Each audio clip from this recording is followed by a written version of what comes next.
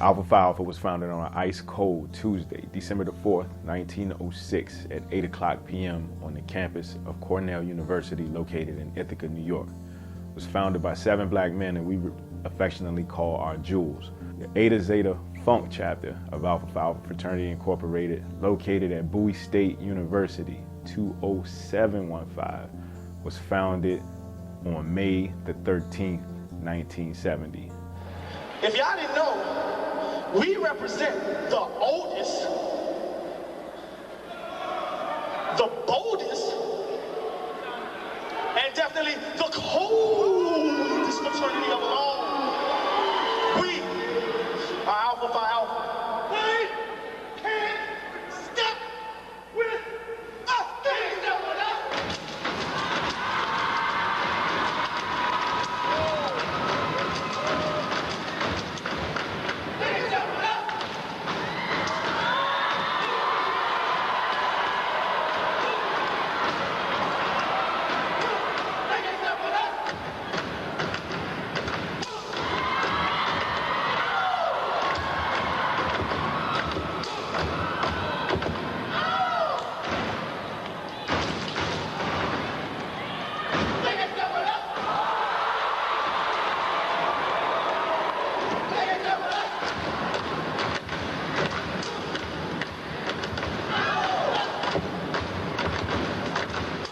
It was by 92 came, man, and I saw my first probate, my first death march, man, and had no idea what that was all about, man. And I go out to the yard, man, and you would hear these brothers singing these songs, man. That song is so powerful and so moving and so emotional that not only was there non-Greek members and Greeks from other organizations mimicking and singing the song, we actually had, some live professional hip hop artists, man, to sample that song. Can somebody help me? Somebody help me. Down on my knees. When I'm on my knees. And once I get up, I'm gonna be free. And the song would last for hours. It would last so long that the next day, people who weren't even alphas would be singing the songs. People from other organizations would, no hesitation, no shame. And the song was just powerful, man. It made you believe it. You would hear a brother leading, and then you hear all the other brothers following. And it would resonate across the yard, man. And you would hear him singing, "Somebody help me. Help me, please. I want to be an alpha. I'm down on my knees." And that was the first thing that we would hear. And then as they started to walk more and more and more, man, they carrying these bricks on their back and they march them. Then they would get to the next verse and the next verse, and it was, "Jews, I am calling. Please answer my plea. I want to be an alpha. I'm down on my knees." Man, it was so exciting, and it was like you wasn't even on a line. You wanted to just be in the line with them and carry the bricks, man. Just powerful. Then after it was over, man, when the probate time came, man, they was actually greeting and talking to everybody before you even knew what it was. You saw the funk. When they said Big Brother's greeting, everybody, "The funk is here." Greeting, man, it was so intense. It was so funky. When most of us think of fraternities, these images come to mind. But there's much more. They develop leaders, promote brotherhood, academic excellence, and a call to service. This is true of Alpha Phi Alpha Fraternity Incorporated. And Zeta is Alpha Phi Alpha. Zeta is working in the community. Zeta and Alpha Phi Alpha is thinking about those who are less fortunate, those who are disenfranchised, those who don't have a voice. Zeta, Alpha Phi Alpha is reaching out to those who are in position who can't help themselves. Is reaching out and assisting those who are striving to increase or elevate the education level. is being a part of the success of young men, that they can grow up and become a factor, a agent, a change agent to help others. And that's what Alpha Phi Alpha, and that's what Eta Zeta is. Now, when we were in school, did we hold those ideals up high? Yes. Yes, we did. Yes, we did.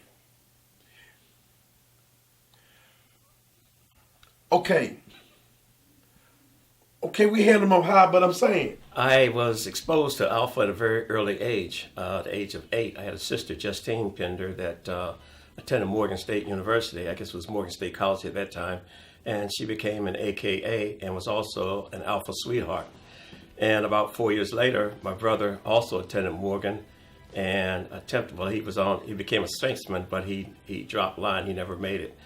But with that in mind, I somewhat consider myself a trailblazer, if you will, or pathfinder. I wanted not to choose what they chose intentionally, because I wanted to be different.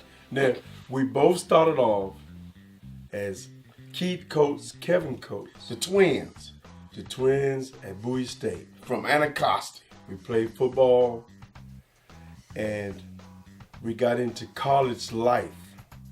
Because when Mom dropped us off, she said, make sure you excel academically, athletically, and socially. Mm-hmm.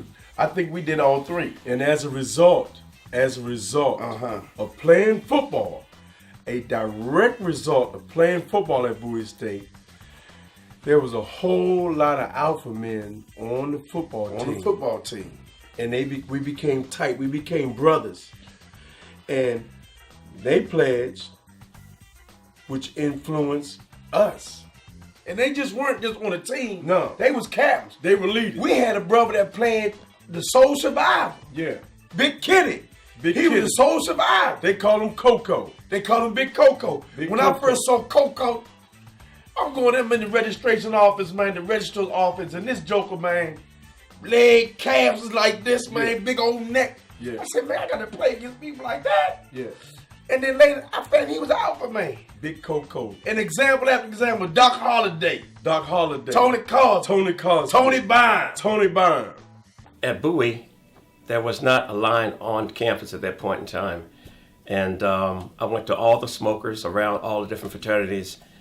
And I was trying not to pledge Alpha, but I saw no other way. It was the only fraternity that I felt that was for me, and I was hoping that I could present myself in such a fashion that I could be acceptable into the fraternity.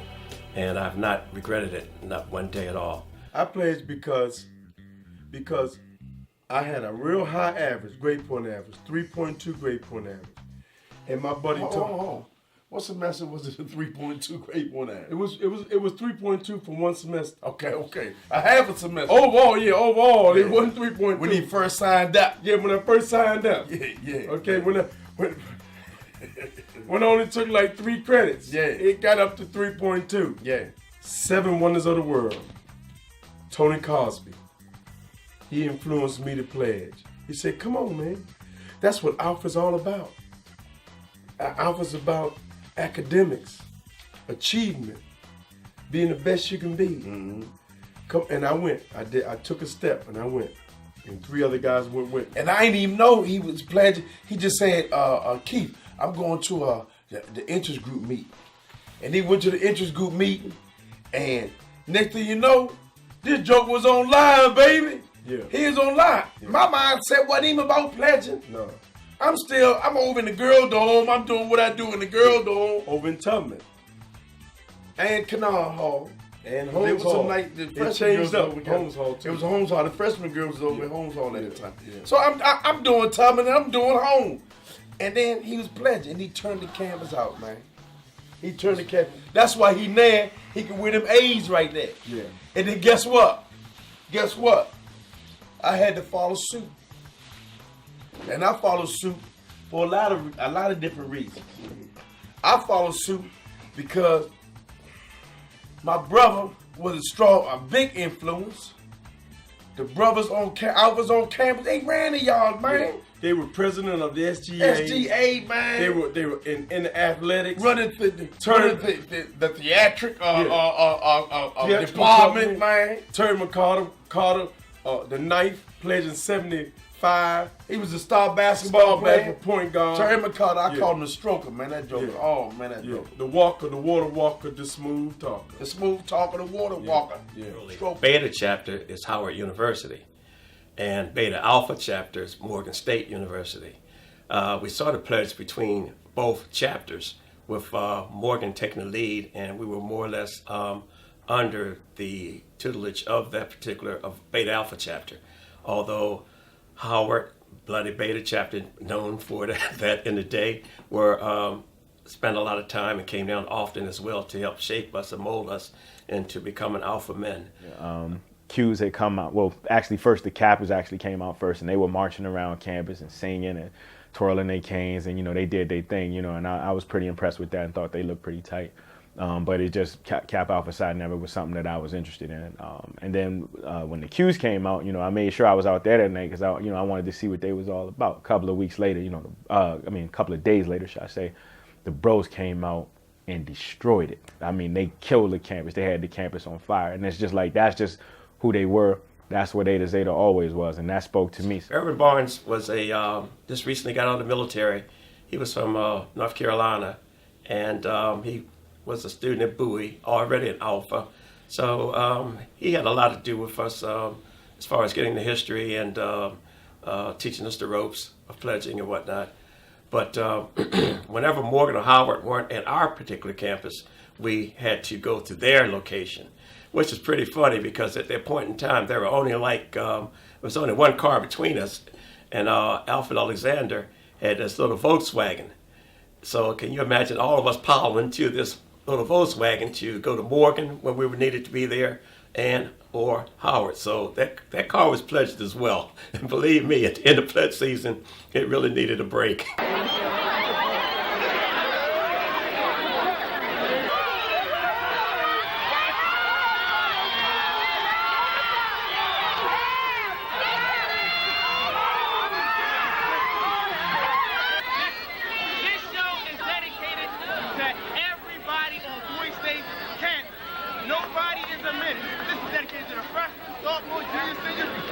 Alumni. Home, North Towers.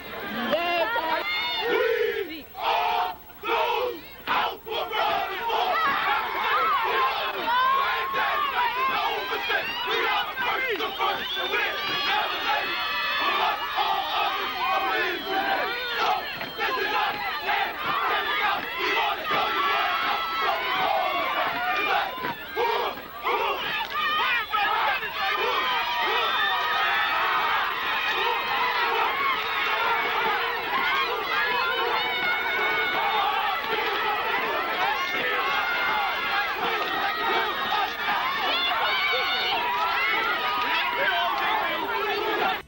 The Alphas ran the yard, man, all aspects and phases. And I didn't pledge because the Alphas ran the yard. I pledged because it was just a natural fit. And the reason why the Alphas ran the yard is because of stepping and becoming one with the campus, with the people on campus.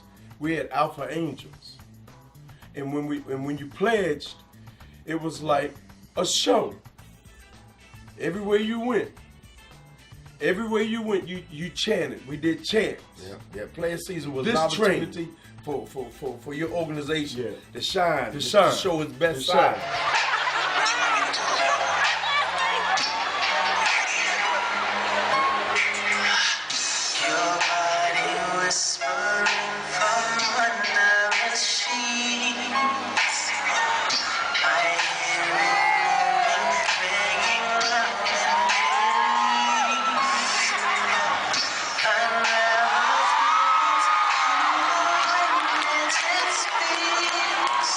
Yes, your mouth.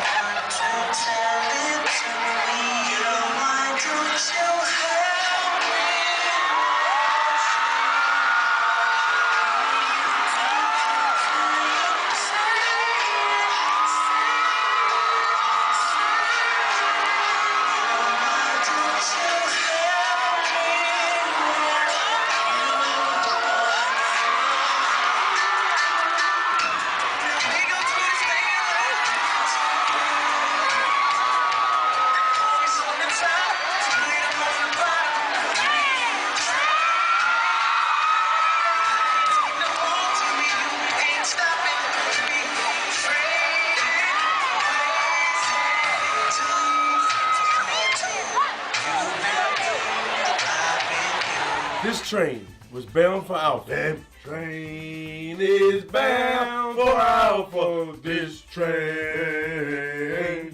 Who? This train is bound for Alpha. This train. Who? This train is bound for Alpha. 'Cause Alpha Phi Alpha's what the girls are after. This train is bound for Alpha. This train. And you know where that song came from? It's a religious song. It's a religious song. And the lady who sings it, Rosetta Thorpe. This train. YouTube it. This train is a clean train. This train. This train is a clean train. Everybody ride it in Jesus' name. This train is a clean train. This train.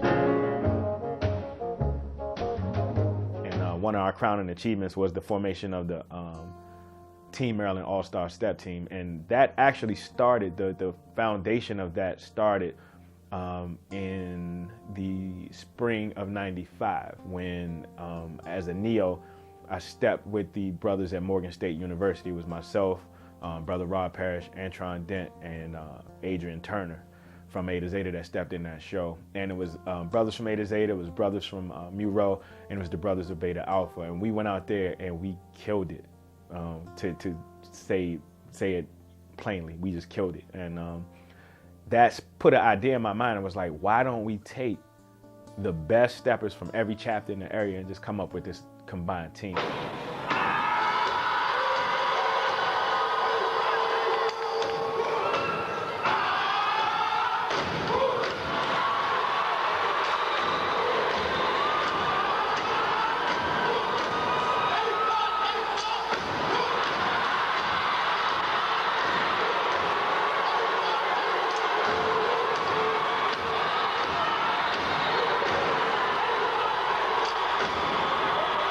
Back in the day, believe it or not, when we used to step, it wasn't no kicking. It wasn't no jumping up and down, spinning somersault. It was just one time the Nola to the scroll. That was early 70s. Yeah, early 70s. Early 70s, they just straight up there like this head. Nola to the scroller. I wouldn't pledge a K-A-side, nada, a lampada. I'll be an alpha to the day I die. Oh, yeah. Okay, now that was early 70s. Early 70s. Now mid 70s, When the funk started when this funk started to really grow, niggas was stepping, kicking, spinning, yeah. flipping. I get down. I get to tell on down. We don't wear no red and white drawers to get down. I get down, I get to tell on down. 'Cause we didn't pledge no Santa Claus. I get down. Say what? Say what? Look. If you can't find a dog in heat, I get down. Okay, then look here. What you gonna do? What you doing? Look, this is a family show. This is a family show, cool. Yeah, we are bold. Yeah, we are cocky. Borderline arrogant, but we're not arrogant. And I think that is what makes us different. And that's what makes an alpha man different. We're very confident. We believe in who we are. We believe in what we believe in. We believe in the brotherhood. However, we're not so confident to the point where we're cocky or that we're arrogant or that we're unapproachable. I know I pride myself during my time that everyone always talked about how cool we were. And how, homecoming people always line up on our plot. They come and eat and they chill with the brothers. And, never is it ever been a point where it's just like, we've been off-putting or we kind of turn our nose up in the air to anybody, And I think that's a big deal. I think if you look at the ranks of our chapter, we have rank and file from every possible socioeconomic status, type of brother. Like, we have gutter brothers, we got some nerdy type brothers, smart dudes. You know what I mean? We got all kind of brothers, and I think that's needed. You know, we have variety, and I think that's a great thing. I think that diversity makes us all who we are, and I think we all have our strong points and bring something unique to A to Zeta that makes it fun. No, we gotta be quite honest with you. Gotta be, okay. We gotta be quite honest with you. The early years, 74. Those guys were good guys, and they were well liked. Fred, Bonnie, and a couple other guys. Six Pistols of Power. In the Master Fleet line, Terry, Gary, and Harry. Terry in the Master Fleet line, they were popular in their right, but they weren't expansive. And A to Zeta really expanded when the Seven Wonders of the World came. Oh man. Because they had a line full of guys that really were attracted to the girls. They could sing real good. And they brought in the first inklings of the funk.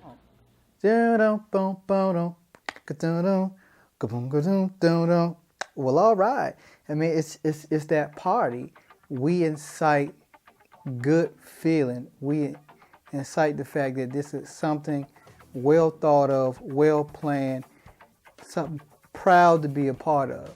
I believe that we definitely, the Funk chapter embodies the true spirit of Alpha on each end of the spectrum, whether it's liberal or on the conservative side, because we have all of that in A to Zeta. It ain't no carbon copies. It ain't no cookie cutters here. I mean, each bruh has a distinct identity, period. As a freshman in college, I had no idea about that kind of culture. The hit mechanism of my chromatism is on such an accord that I cannot estimate with any degree of accuracy between the rise and the fall. It's like, what are you talking about? What are you talking about? And I think that those kind of things were impactful, man, to young brothers that was hitting the yard. And then, you know, A to Zeta history again, ding dong ding. Brian Bailey, woo, Brian Bailey had LBs in 93. He had LBs in 95, because 94 was the National Moratorium. He had LBs in 96, and that was the Renegades, the Gorillas in the Mist. That's who he loved and crossed with. But I had an opportunity to develop relationships with quite a few different folks, man. But by the time I became an alpha,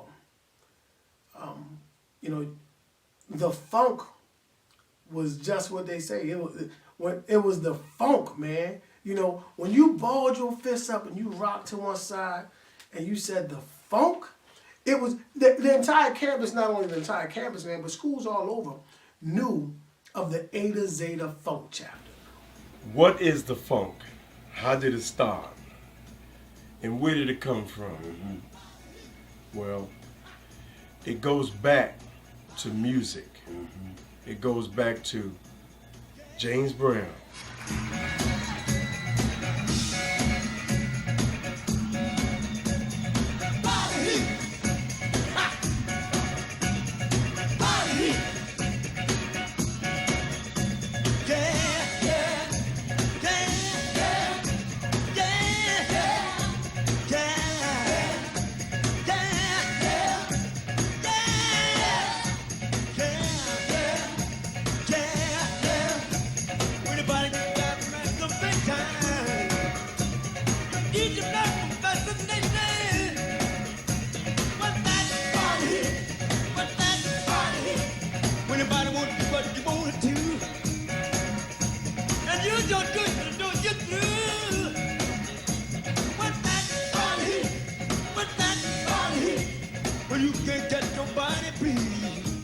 What's that? Body heat. What's that? Body heat. I want to know what's that body heat. You see that movement right there? You see that movement? That's bad luck. That's bad luck. I said that's bad luck. That's bad luck. Hey, Sphinxman. Yes, big brother. Hey, brothers. Yes, my brother. Hey, brothers. Yes. So the funk came from a certain beat that made you move like this. And then it got funkier with the addition of Parliament Funkadelics, Bootsy. In the 70s, that's what was hot. In their time, funk music was something that just came in and it pierced the airways, it pierced your ear, and it something that resonated. I mean, you had syncopated beats, and with they would take basically jazz rhythms and flip them upside down, and would put different breaks and guitar riffs, bass line riffs, the horns.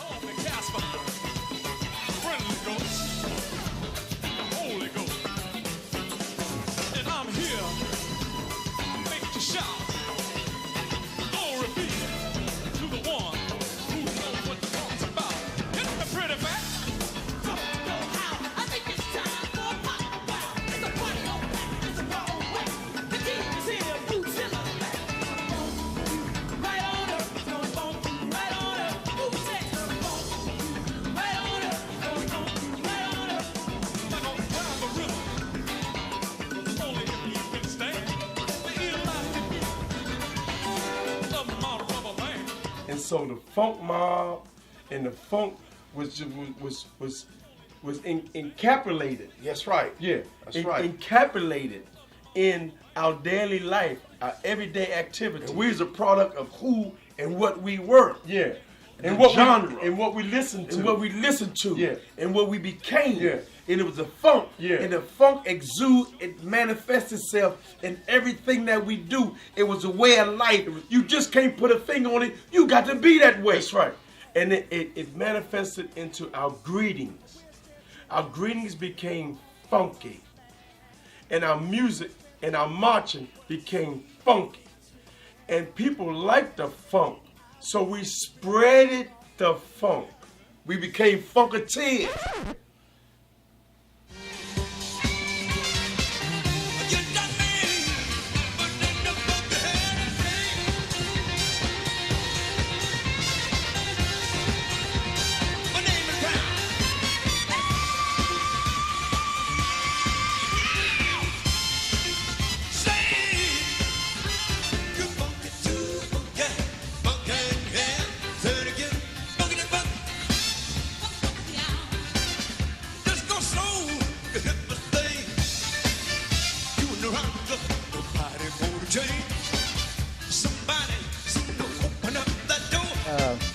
Funk music is so retrograded that it's to a point where it's a category on itself. You can actually do a dissertation on funk music and how syncopated and complicated it can be at times. And I think that's A to Zeta in a sense. On one hand, it's very simple. It is what it is, and on the other hand, it's very complex. So we definitely meet the different ends of the spectrum. But when it all boils down, it comes together into one solid unit, and that's what I believe makes A to Zeta work. We don't do things the way everybody else does, and I think we are very unique in that way. It's very interesting when you hear other chapters and they do their greeting, they're all the same. The whole bo, coco, oh so cocky, that whole deal. And I always used to laugh at that because it's like no matter where you went, that was the greeting. But then when you came to Bowie, nah, we don't get down like that. You know, for us, it was always the funk is here. Greetings, we brothers, Alpha Phi Fraternity Incorporated. You know, our thing was always different. And I think, if anything, that's what makes A to Zeta unique is that we're very different. We have our own traditions. We wasn't an organization that was the bloody this, or the deaf that, or the chili this. Nah, it was the funk. And everybody knew the funk. And believe it or not, unbeknownst to the majority, man, everybody wanted a piece of the funk. Everybody wanted something that was funky in their chapters. Not only in their chapters, but in their organizations that had nothing to do with Alpha, man. Big Brothers Greet. The funk is heat. Greet Big Brothers Alpha Fraternity Incorporated. We just use A to Zeta funk chapter. Alright. Big Brothers Greet. The funk is heat. Greetings, Big Brother Alpha Fraternity Incorporated. We the speaks of A to Zeta Funk Chapter, Bowie State University, 20715. Here to be enlightened by you, motivated by you, most of all, praised by you. Why? Because cold rolls, frozen our souls, and funk of black and no gold. Can we take it? Yeah. Do it more. He said no. Not no more.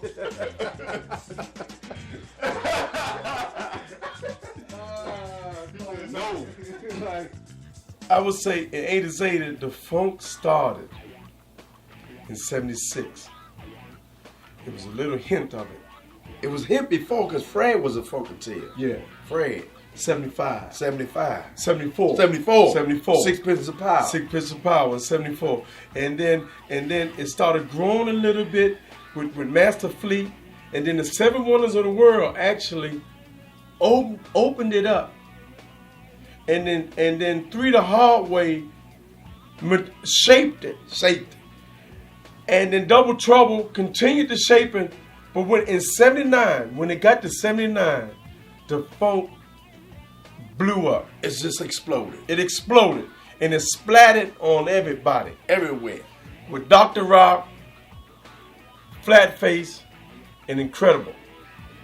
And from that point on, everything was funk. So the funk is the identity of Eta Zeta. I like to tell people that Eta Zeta brought the funk to pleasure. We brought a certain type of clearness or clarity and an identity to pledging that no other chapter has. The way we do our call and response, the way we do our greetings, Big Brother's greeting, hands down. Yes, and I don't care if you say I'm being biased, one of the toughest greetings of all time, across the board. I don't care if you're Mason, I don't care what you are. When you hear Big Brother's greet, it incites riots. People go off because they know what's going on. You know what I mean? You got so many people in the line with precision and with funk, and it's just it's a beautiful thing when you see it. Everything was It still lives today. And it still lives today. And a tribute to you brothers that continue to hold the funk up. So that's why we go here or we go here, but it's the same as here. And some people like that, but this is the original funk right here. Yeah. This is the original funk right there. Bam. And you see that sometimes, but this is the original funk right there. If you go like this, no, that's not funk. That's funk right there. Yeah, that funk really distinguishes what Eta Zeta chapter is. You know, being that we were founded in the 70s during the height of the funk, the Parliament Funkadelics and things like that. You know, we have to thank the 70s brothers for really putting a stamp on what that funk means. I ran up on my sons, man, Monique and some of her ladies, man, and they were online, and then they greeted us, and they was greeting the brothers Alpha Alpha. When they finished, I said, man, ain't no funk in that. Ain't no funk in that. So they redid it, and this time when they redid it, man, they was doing It's Cold Out Here, and they was like, I said, woo, it was like they knew we didn't have to define the funk. They knew what it was. You know, they could feel the funk. You know, they knew what it meant without even knowing what it was about, man. It's not something that you can just kill off. It's not something that it just dies. Mm-hmm. It's just who and what Eta Zeta is. And it evolved. The funk, it evolved. It evolved. It's a growing mechanism. Yeah. Way of life. Because my boy Bryce, yeah, and Kenny Bo, yeah, and the list goes on and on. Yeah. It just continued to grow. That's right. And in each generation, each line, each year adds something. Yeah. And the funk is constantly transforming. From Miguel all the way to Miguel line, Nick line, and the Miguel line. And who the jokers? The jokers that's on line there. Yeah. We got jokers on line there. Yeah. Where them niggas at? Where they at? We got them on line there. We got niggas on line there. One of them, I think, is number one. Yeah. He can't move too well. I mean, he don't have too much rhythm, but we're working with him. Yeah. Yes, sir. So the funk can continue to be developed after you become a brother. Yeah. Is that what you're saying? Yes. I can even say it.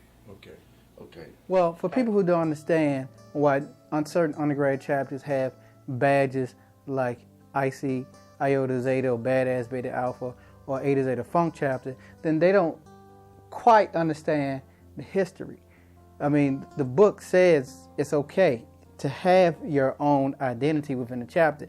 It's impossible for or in Alpha rather, it's impossible for each college chapter or even each graduate chapter to have the same makeup and the same ideas, the same identity. It's impossible. That type of attitude should be encouraged. I believe that when people see things like that, they didn't have a good college experience, or they didn't have a college experience. We are a chapter basically that holds itself together.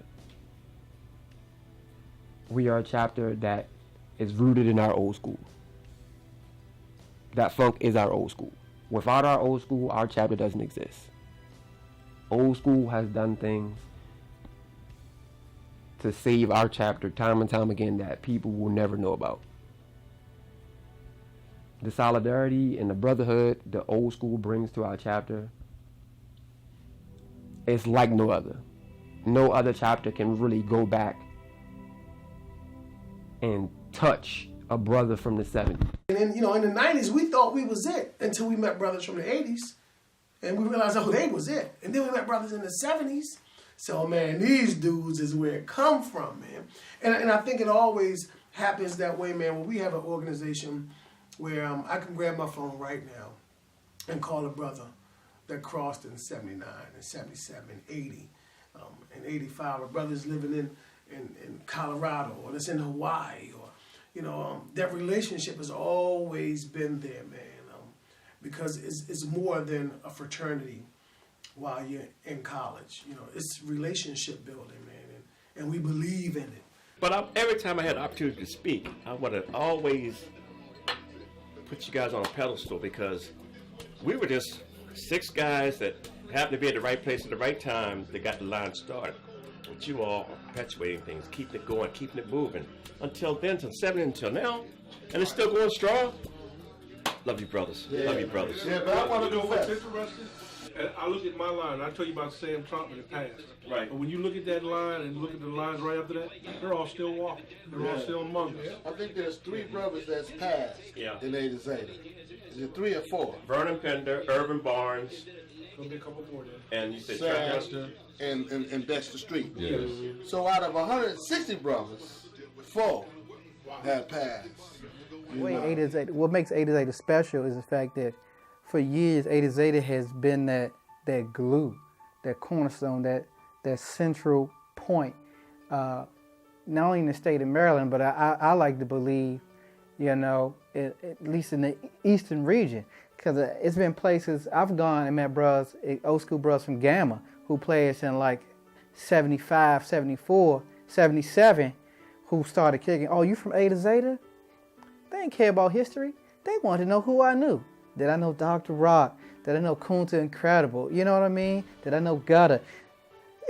Those are the things that really makes Alpha special, and it gives Ada Zeta its staying power.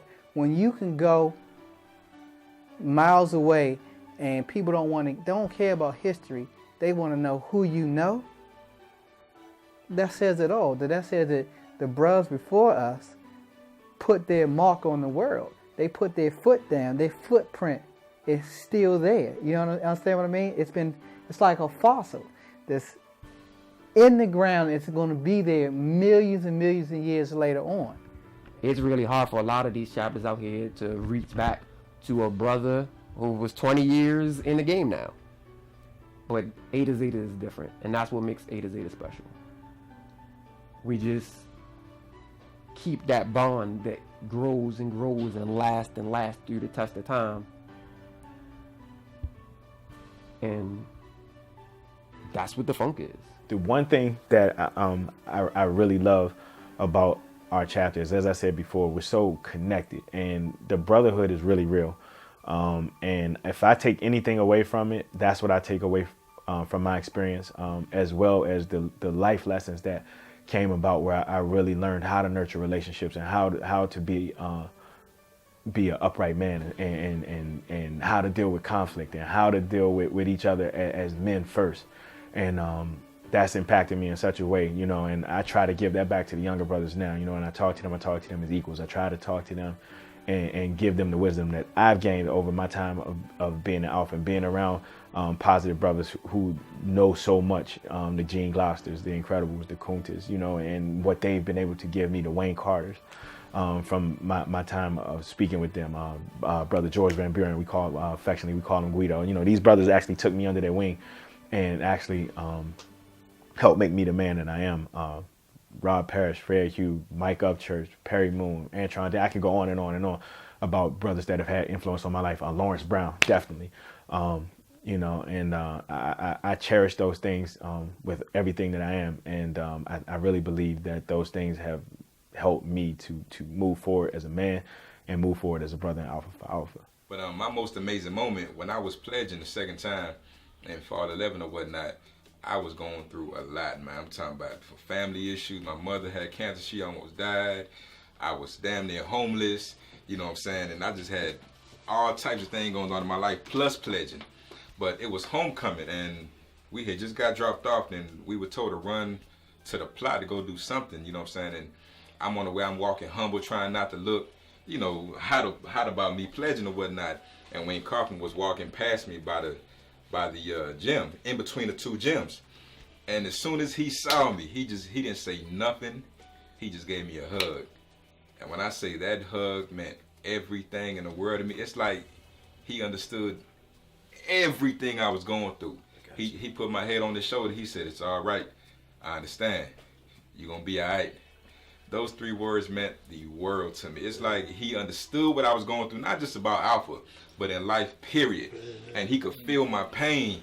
And that right there, man, I said, if I'm not going to make it for nothing else, it's because there are other people in this world that understand what I'm going through.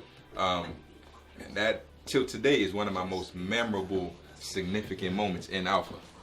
Also, brothers talked about the centennial. I was at Cornell on December 4th. Wow. Oh, right. Right there at the clock tower. My dean was with me and one of the other brothers from 05, Kofi. So it was like me, G, Kofi, Dale, Joe, all of us out there. And Brother Morton was there from the ex-VP of the Eastern Region. It was a wreath with all these yellow roses on there. It was a whole wreath made out of yellow roses.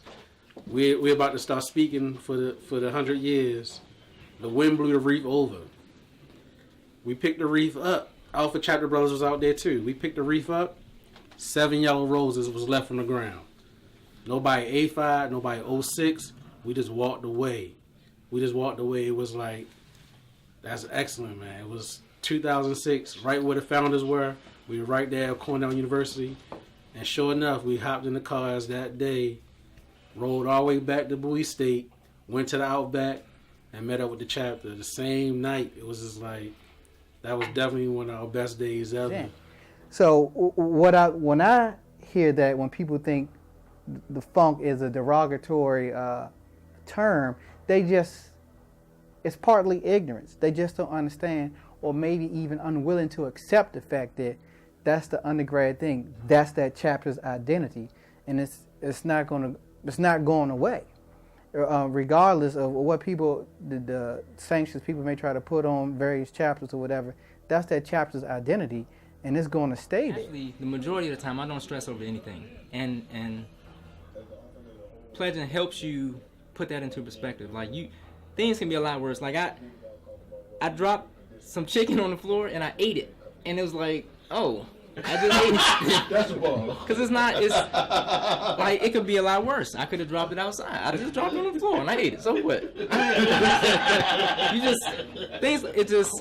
And then even at work, like I supervise, and everybody around me, they always stress and they always panic. 12. I actually have on my desk 12 P's. I have excuses. I have certain things that people just don't get why I am the way I am. And I don't make excuses. I hold myself accountable. And pledging definitely requires that you hold yourself accountable, or somebody else is gonna hold you accountable. So I'd rather do it for myself. So that's what I get. That's what I get from it, and that's what I use every day. Yeah. Eta Zeta has a value that which is almost tangible. When you come in, we give people an experience. When we walk in the room, it's like their favorite song came on, or the family member that they ain't seen in a while, or somebody that they love to see. Well, that's what the experiences they get. People just light up. It's us. It's the way we do things. It's our belief system. It's our hard work. It's our dedication. It's the love. You pour your soul into the chapter, and that kind of spills out all over everything whenever you walk. Anyway. Because when I came to Bowie State, I wasn't sure if I was going to graduate. I came to Bowie State because I wanted to play football. I wanted to go away. My parents wanted me to go away. But once I got online, I knew I could make adjustments. I had two good line brothers, and I knew I was the president of the line. And I said, shh, please, stress. Hey, ask Keith, mumbles, but I got it done. Mumbles. You know, as a matter of fact, if you look at this picture right here, which I bought for a reason, if you look at this picture, I said to myself, I was kidnapped, but I made it through. This picture is in my office right now, on my wall, because when stress came in 1979, we couldn't tremble, we had to get it done. And it was one of those songs, Ain't No Stopping Us Now. You remember that song, Keith? Oh, yeah. Ain't no stopping us now. You know, making that adjustment in life, man, and that's what this is about. You know, I had to make adjustments just to get here. But one thing I learned is that there are more than 24 hours in a day. You know what I'm saying? Sleep to me is my greatest enemy right now, but I'm used to it. I get a little nap here and there throughout the day. I might even sleep in the car for 30 minutes, but I know things have to get done. In order for my life to properly go in the direction I want it to go through, I have to sacrifice. You know what I'm saying? And that's one of the greatest things that I took home, because before Alpha, man, I'd be at home sleep, you know what I'm saying? I would really put certain things that were important in my life as the priority. But now I know that things have to get done one way or another, whether it's going to sacrifice my sleep, my money, or my family. Something has to give in order for me to be successful in life. And it means ridding myself of friends that ain't going to benefit me.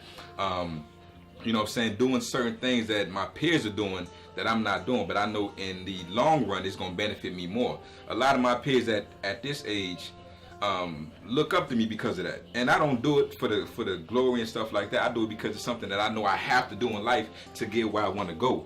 And that's what pledging taught me, man. It's like you have to differentiate yourself, to separate yourself, and to sacrifice things that are going to be a cancer to your life in order for you to make it through. Man, when I was pledging, man, it wasn't nothing funny, man. I can't think of nothing that was funny. It wasn't. You know, these brothers, like you said, Vietnam, these brothers was just out the Vietnam era. You know, so it wasn't described back then as, you know, like now they know that brothers, you know, dramatic syndrome and all that. It wasn't even defined yet. So they was considered regular. Regular people. You know? And the stuff they were doing, man, wasn't none of that funny, man. I'm serious, man. You know, I could think it's easy for me to think of my worst days than it is to anything else, you know. I don't even want to talk about that. Because, you know, I'm over that now, you know. I got rid of the Twitch. And all the stuff is gone now. And I can't think of nothing funny, man, when I was pledging. The thing is, when I look at the whole big picture and I look at where I'm at today, talking to you guys now, that was back in the early 70s. Here we are in the 2013. One thing I can say to you after I look at everything that's happened to me in my life, friends are the family that we choose. So that's what I've done. I've chosen Alpha as a part of my family. I've embraced you guys as my brothers. And we don't have to talk all the time, but the fact that when we get to each other and see each other, we know one another, and we deal with that. It's going to sound funny, but Alpha helped me, or Zeta helped me realize that I'm not crazy. I'm a sane person, if you can understand what that means. Meaning that it helped reassure some of the belief systems and things that I thought were a part of, which were long gone. You know, some of the things that my cousins and my father, my uncles used to say to me, I would see some of them same attributes in some of the brothers in A to Zeta. And it was a very reassuring thing to see that when you sit down and talk to Gene Glossner. I love talking to Gene and Gene Carson. Those brothers, you know, they sit down and they talk to you, they give it to you straight, always pleasant. It's always something you can learn. Fred Hughes, another brother, You sit down and you talk to Fred, he's a wealth of knowledge. And Perry Moon is another brother. I mean, these are all pillars in Alpha, which Eta Zeta stands upon. We stand upon their shoulders, and they lift us up. The history book of Alpha Phi Alpha, if you read that, I mean, it's sort of like a Bible of life. It's a teaching of how one should live, dealing with others, to live a righteous life. And back to Alpha, as far as the history, it teaches us how to be a man, how to be successful, how to reach out and help others. You get ahead, you don't kick them back, you reach back and pull them along with you, and try to reach that goal together.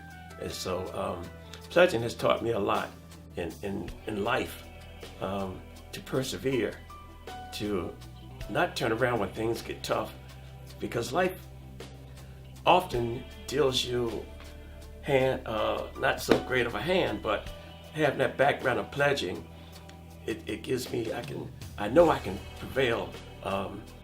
Pledging, being up all night or whatever, when you're working in the real life, you're tired, but you have to push on and do more. Having done that in pledging, life becomes easier.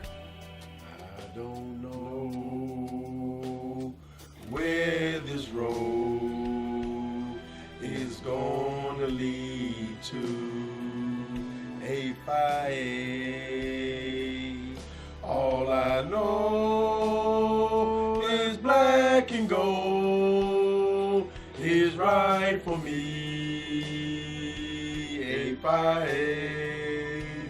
And if it takes me to forever, then one day I will be an Alpha man.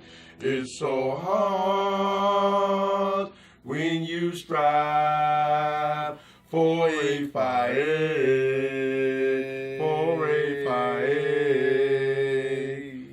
Goodwill is the monarch of this house. Men enter, exchange greetings, and depart friends. Cordiality exists among all who abides within.